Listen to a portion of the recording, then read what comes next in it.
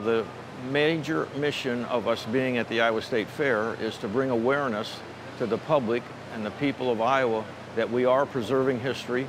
We're worried about the agricultural structures that have been built for 100 years or more. And our goal is to jumpstart this very quickly in the next 20 years, because a lot of the barns that we're talking about are 100 years or older. And if we don't get on this quickly, they'll be deteriorating to the point where you can't save them.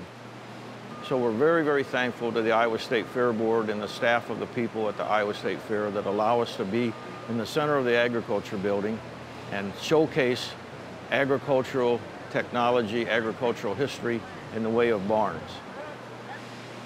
28 years ago, a collection of a half a dozen people from Iowa State University huddled in Ames and started the Iowa Barn Foundation with the major goal of preserving history, architecture, and the skilled talent of all of the prairies on the castle, I like to call them, barns all across the Iowa that tell the story of our agricultural heritage.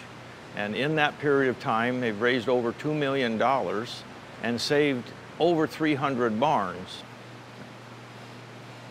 So when we designed the model barn, it was to capture attention, to stimulate interest, to draw people to the idea that barns are part of our history.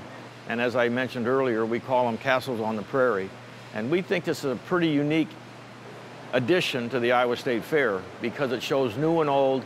It gets into people's idea of how they grew up perhaps on a country farm, on a piece of property that their family may have had for upwards to 100 years or even more. So yes, I think that this is a really nice addition to the fair, and it catches them off guard and captures their attention for a few seconds or a few minutes. And we have people here during the fair manning the display area to answer questions, to take membership applications, to help promote the idea of saving barns.